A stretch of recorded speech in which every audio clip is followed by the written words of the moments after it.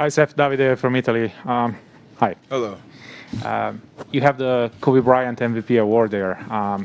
But does it add something extra for you to win this trophy, and also being on the 75 team? What does it mean for you?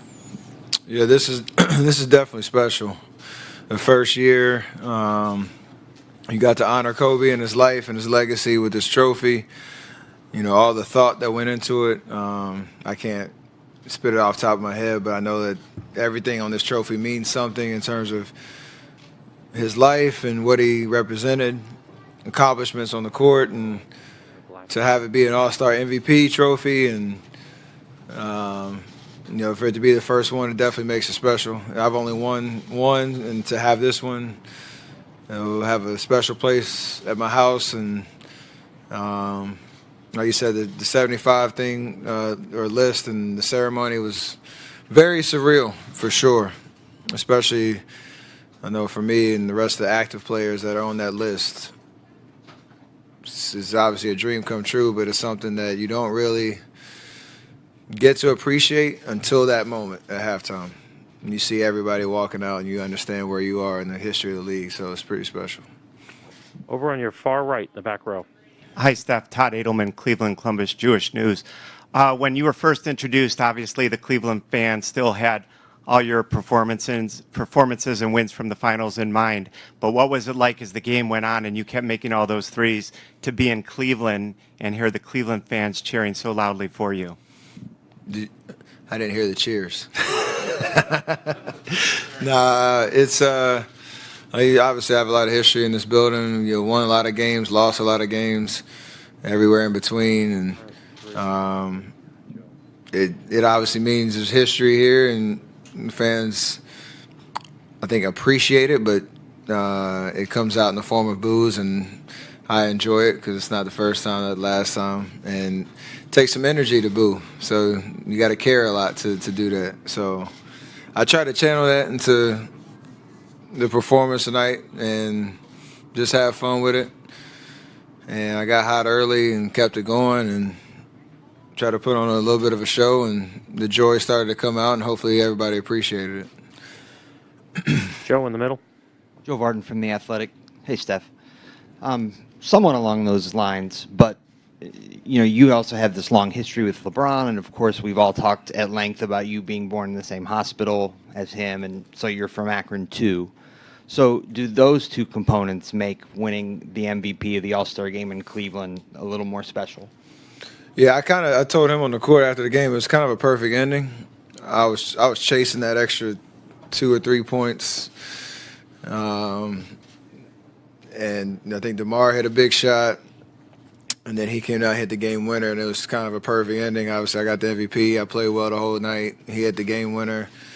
Like I said, all the history of our series and the Akron ties and you know, all that kind of going into how the night went. So it's pretty.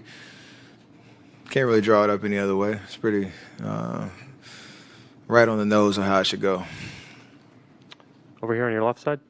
Right here. Steph, you've been a big supporter of HBCUs. Can you kind of talk about the HBCU Classic and what it meant for the league to actually have that for the first time this year? That was huge. I think anytime you can create an opportunity to put two universities and basketball programs on stage like that in a weekend like All-Star Weekend is important. In terms of representation, in terms of just a first-class experience for those athletes, and to highlight how special those HBCUs are and how special all HBCUs are. It piggybacks off the work that I know a lot of players are doing in terms of investing, giving back, creating opportunities and awareness, throughout the course of the year. Myself, obviously, with Howard and the golf team, and, CP's done a lot in terms of highlighting a lot of, different HBCUs. And that game there's a lot of energy. We went in the locker room and talked to the guys before the game, and you could tell how important it was for them to go out and have fun. But we told them to enjoy this experience because you're shining a light on what going to these programs means and how you're going to impact the world as you go out, as you leave, and you're going to create an inspiration for somebody to put that on their radar. Maybe that's a good opportunity for them to pursue. As they're picking colleges. So everything about it was awesome. Right here in the front.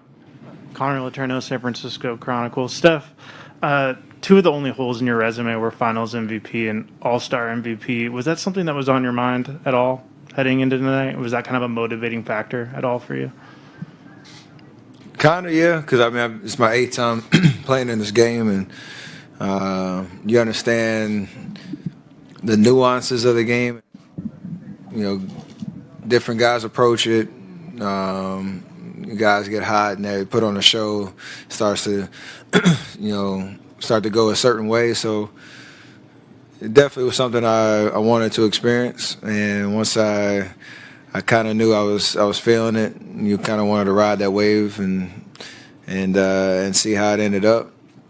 And like I said, just the 8th time being here and just being a little bit more knowledgeable about how the whole weekend works and how how to play this game and enjoy yourself in the process. I kind of fed into that. Vince? Steph, Vince Goodwill, Yahoo Sports. It takes a lot more than just being great to be a face of the league with everything that, with the All-Star weekend, with the game going globally and everything else. Is that something that matters to you, to be a face, to be an ambassador of the game? I would say face and ambassador are two different things, and the way I approach it is it's a tremendous honor to know, like, if you say something, do something, it moves the needle because of the way that you play the game and the doors that are open and the impact that you have. And I want to respect that with everything that I do and understand that there's an amazing opportunity with that, an amazing responsibility with that. So I don't technically know how you would categorize it, but I know that it's not just how you put the ball in the basket, it's everything else that comes with that. And even tonight, it's kind of a cool reminder of that, because you look at guys that have been in that situation on that 75 list and, in different eras, different generations, and they paved the way for the impact that basketball and the NBA can have and how each individual player can approach that. So I got to do it my way, be authentic to what I do and know and believe, and be consistent with it. So I do respect the opportunity that comes with that. Back left over here. Gabriel Kramer, WCPN Cleveland. Steph, you tweeted before you came here that you're coming back to your birth state. You're leaving with a trophy, as you often do from here. Tell me about your weekend, start to finish. How was the whole trip? It was cool. It was a lot better than last year in terms of feeling more like a normal All-Star weekend. And, I got to enjoy a lot of different festivities. I heard a lot of boos, obviously, like we talked about earlier, and enjoyed that. And the game tonight and the ceremony and everything about, this last 4 or 5 hours has been pretty remarkable in terms of just a memorable experience that I'll take with me. So it's pretty perfect, if you ask me. Sam, right next to. Steph, I wonder with your Warriors group, you guys, you got through these past couple of years. You start hot this year, and just in pretty short order, the title contention is real again. But you go into the second half, and you got to fight through not having Draymond. The Suns now have a challenge with CP being out. Philly's getting James. Brooklyn's getting Ben. Just your 2 cents on the landscape, and for you individually, just that idea of chasing another trophy.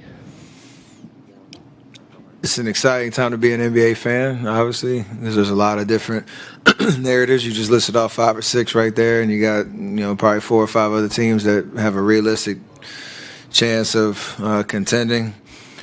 All we can do is control, what we can control, and I feel like we've done a pretty good job of that so far. Like you said, we've had a lot of injuries, and we haven't been whole in a very long time. And when Clay came back, Draymond was out the same night, so still waiting on the 3 of us to, take the floor again. But it's all kind of shaping up to trying to peak at the right time. hopefully Draymond's back quick.